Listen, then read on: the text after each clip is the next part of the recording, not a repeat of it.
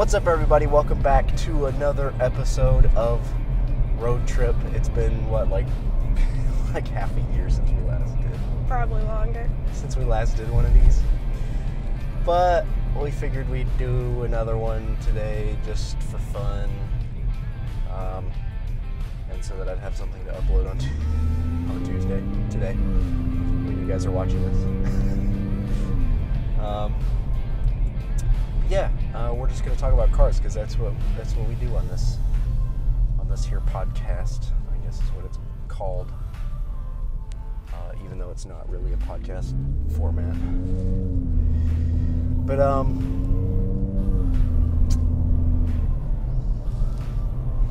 where to start? We've been doing a lot of looking at trucks lately. Because she's looking at getting a truck to tow her race cars for racing. If you're selling one, hit me up. You know my Instagram. You can find me on there. Yes, her Instagram is linked in the description. But I'm dead serious. If you're selling an F-250, 350, Dodge, Chevy, 25, 3/4 ton or bigger truck, hit me up. Dead serious. So, there's a lot of crap out there. Yeah. So, I figured we'd kind of start with talking about trucks, which is not a topic that I touch on very often on this channel, although there will be something truck-related on Friday. a review of a truck on Friday. I'm not going to say what kind of truck yet, but there will be a truck review on Friday. Keep your eyes out for that. But it's not exactly the kind of truck that we've been looking at lately, which is, as she said, three-quarter ton trucks. Sorry, F-250s and whatnot. Yeah, I thought we'd kind of talk about practicality and Graham wants me to get a Tacoma. I would love that. One issue: tow capacity. Yeah. I don't need a 3/4 ton truck. I could get by with a half-ton truck, with an F-150 or something along those lines. But I would, down the road, like to get an enclosed trailer, like a 22, 24-foot enclosed trailer. Or get, a 2-car open trailer. Because I have 2 cars that I like taking to the track. And that would just be impossible with an F-150. And it's a lot easier to keep the truck and buy a new trailer than buy a new truck with your new trailer. So I'm just kind of thinking, practicality-wise, what'll work down the road. Yep. Which kind of stinks because we can't have that much fun with it, but I guess that's not the point, really. Yeah. So much as actually being able to tow stuff, which it's basically what trucks were built for in the first place, was for working, not for having fun. So, although there are a lot of fun trucks out there these days, one of which that I'm really excited about is the Ranger Raptor. I don't know if you guys have seen that yet. Have I shown you pictures of it? Yeah. That looks like fun. I really like small trucks. Especially small trucks that are built for off-road fun. But, they're only so practical. Also, sorry my voice is all messed up. I got him sick. She got me sick. So, there's that.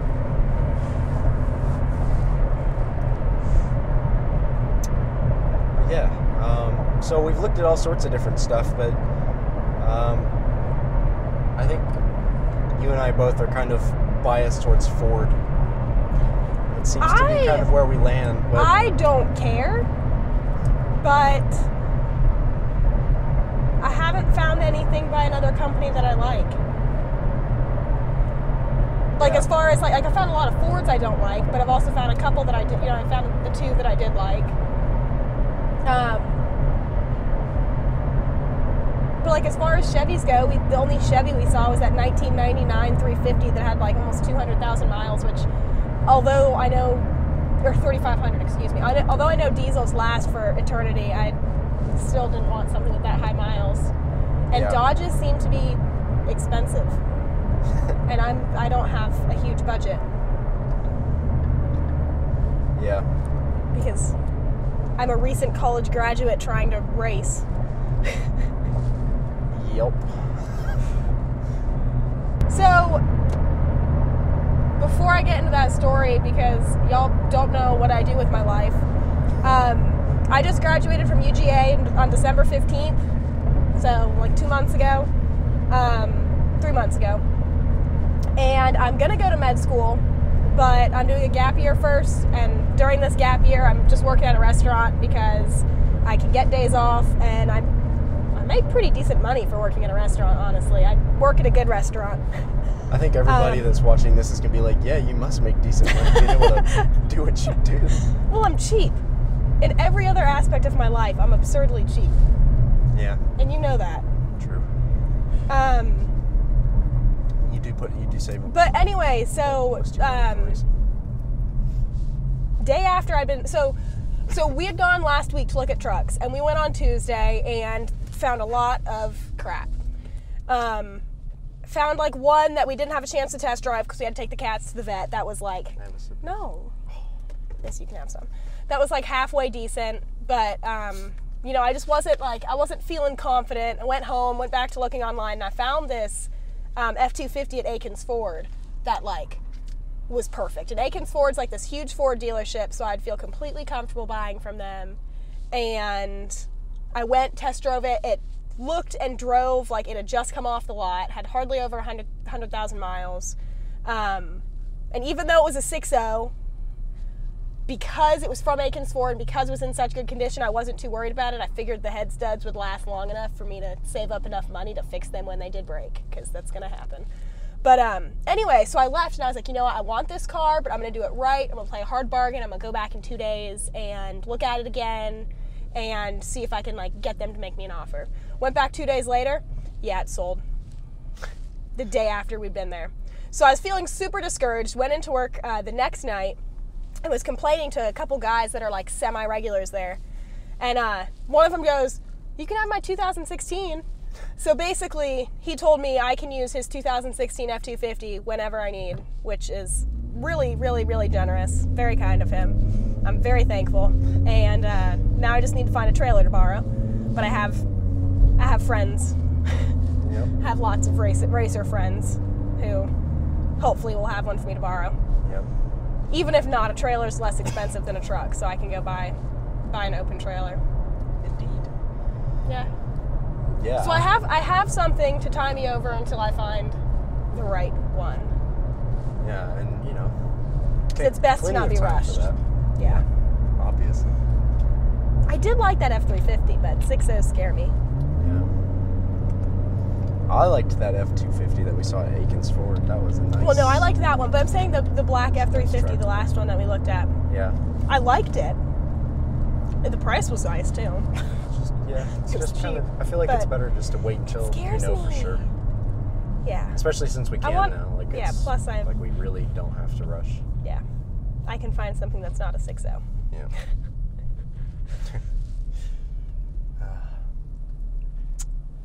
So something that, strangely enough, we've never talked about on this podcast, although Graham reminds me it's because I didn't do it really when we first started this podcast. Track driving and racing. I know there's a lot of people who are interested in it, and I know a lot of people who want to do it, but there's a lot of people who like want to do it and think it's cool and then don't do it, like you. Guilty. So I don't know, I figured we could talk about that for a little bit, talk about just safety and what it's like and how you get into it and stuff like that. Yeah.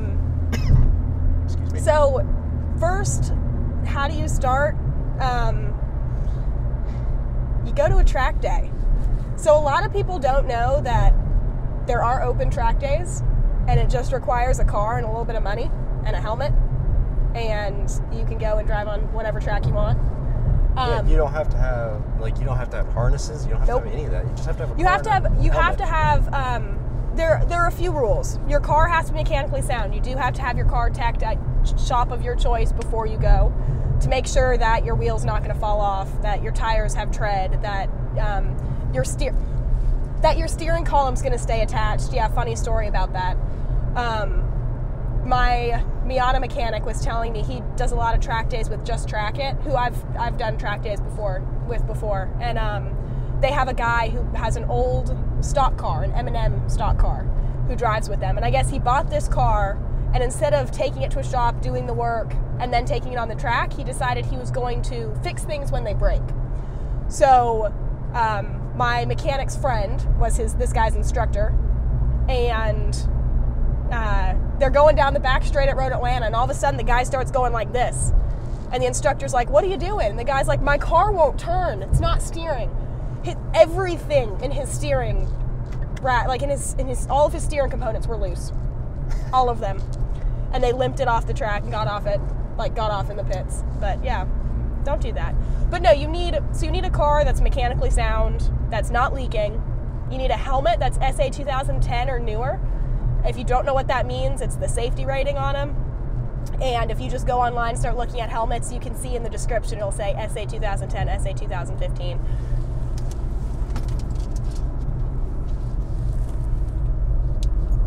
That. But so you need a helmet, you need a car, you need yourself. That's it. You need a driver's license.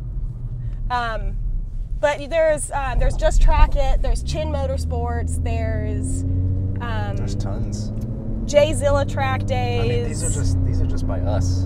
There's place everywhere. These are ones in the southeast that I know of, but they're everywhere. When you first sign up, please, please, please leave your ego at home. Don't sign up for intermediate because I've driven in the mountains and I'm fast in the mountains, so I'm going to sign up for intermediate because I don't need an instructor. Don't do that. Don't. Instructors are good. If you can have someone for free sitting in the passenger seat of your car telling you how to be a better driver, do it. Like I always take advantage of that. Even now, I am about to get my competition license, and even now I go to my coach, who is my first instructor with NASA. He's not my first instructor, but I'll go to him and I'll say, "Hey, can you ride in my passenger seat and tell me what to do?" They're there to help you. It's not an ego thing. It's not, if they are in this passenger seat, it doesn't mean you're a bad driver. It means that they're there to help you. But so you'll sign up for beginner, please. You'll get an instructor. There's a couple classrooms that you have to go to where they teach you basic safety about the flags and all that. But you get to drive, and it's a whole heck of a lot of fun. Another thing, he hasn't gone on the track because he says his car isn't ready. First time I was at Roebling, there was a stock Mazda 3 that couldn't get over 90 miles an hour on the front straight at Roebling. He was out there having the time of his life. You can go on track with anything, cough, cough. Yep. Except if you go to Road Atlanta, make sure your brakes are good. Which mine are not right now. That's because you need to bleed them. Yeah. Let's see. There was something else I was going to talk about, but I can't remember now.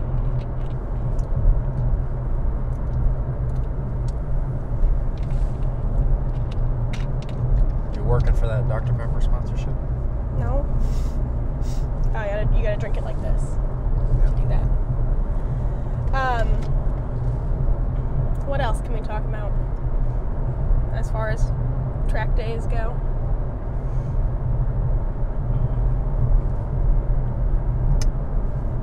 I don't know. Are you not gonna give your 2 cents? My 2 cents? Yeah. I don't know.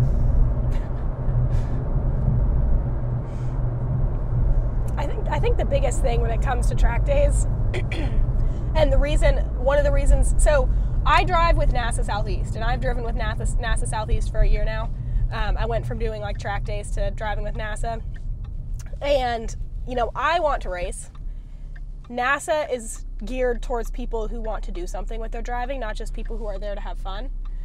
Not that you're not there to have fun, but like it's geared towards people who have a higher goal. Instead of just do track days, they want to race, they want a time trial, something like that.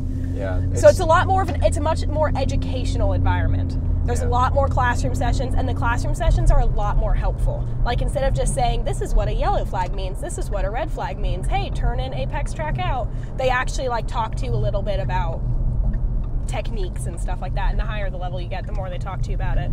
But one of the main reasons I like driving with NASA is because I think because of that, because it's so educational, people all kind of like focus more on their driving, and you don't. This is going back to the leave your ego at home thing. With when you drive with track day groups. Yeah. You tend to have a lot, like, and the reason I'm more nervous driving with them, you tend to have a lot more people who choose to sign up for intermediate because they think they belong there and not because they actually don't.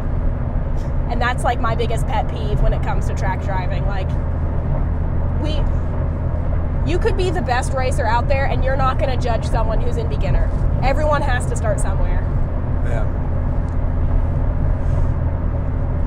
Plus and it's dangerous. Yeah, plus the best racers out there want you to be a beginner, because if you don't know what you're doing, you're a liability and a risk to everybody else on track. With NASA, you have to be signed off to the next level in order to get there.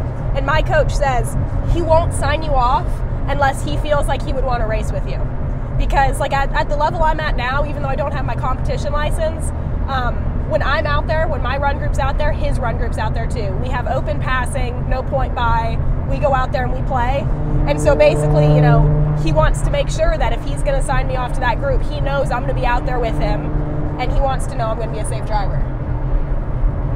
So he doesn't look down on me for having to keep me back a level, you know.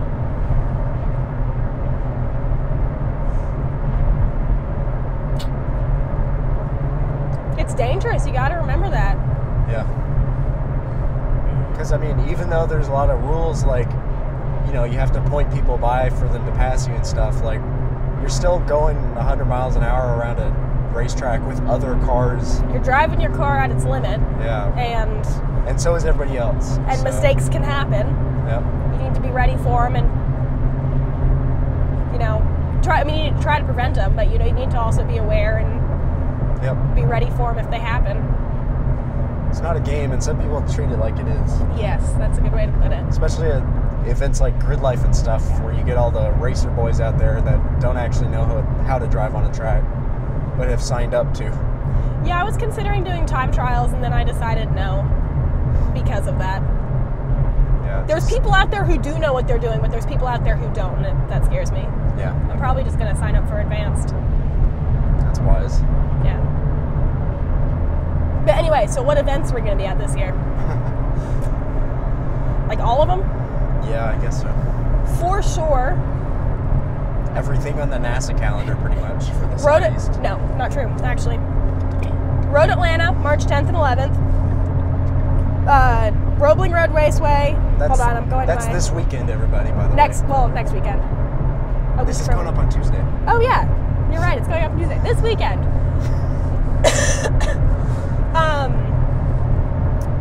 Hold on. So if you guys are in the area and want to come out and hang out with us, come down to Road Atlanta. Please do. I'll probably be pitted with the Spec Miatas. You'll find us. Or I'll have one car with the Spec Miatas and one car with the Mustangs. We'll see. I'm looking at my schedule, you guys. I don't even know it. So March 10th and 11th at Road Atlanta, and then April 6th through 8th competition school. For some reason, I thought it was the 19th through the 20th. I'm going crazy. Okay, April 6th through 8th, I'm going to be at Roebling Road Raceway in Savannah. So if you're in the Savannah area, come say hi. May 18th through 20th, we're going to Hyperfest at VIR. I have never been. I'm crazy excited. It sounds like Grid Life on crack. There's, so if anyone's, I don't know if anyone's familiar with VIR. I've never been to VIR, but I've seen maps. They have a big track and they have a little track. And for some track weekends, they'll actually open both and make like a really long track. It's cool. But at VIR, it sounds like the big track is racing, HPDE, stuff like that. And this is put on by NASA and Grassroots Motorsports. So it's NASA, HPDE, and racing. And then the little track, they have drifting. It's like Von Gitten's going to be there. Yeah, it's like the Formula Drift cars. Right? Yeah. They have tractor racing. They have rally. Yeah. They have monster trucks, off-roading, helicopter rides. Like, it really is grid life on crack. So we're going to be there. Still trying to get all the guys to go.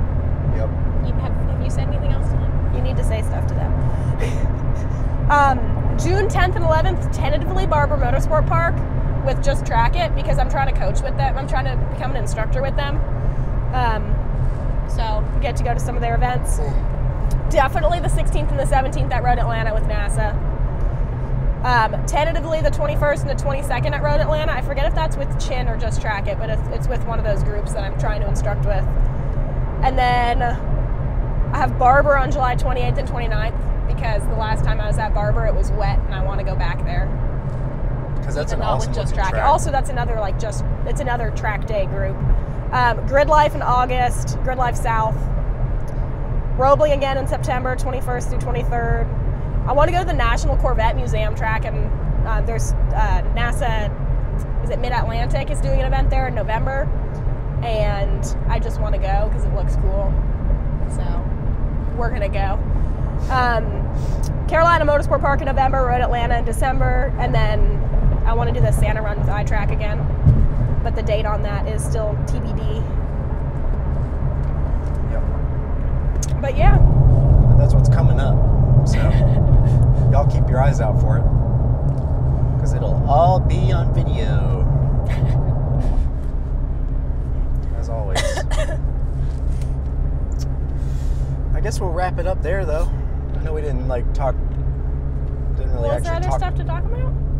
Talk like specific car news or any of that this time, but I just figured we'd kind of if I could talk, I just kind of figured we'd kick this off again and start doing this again.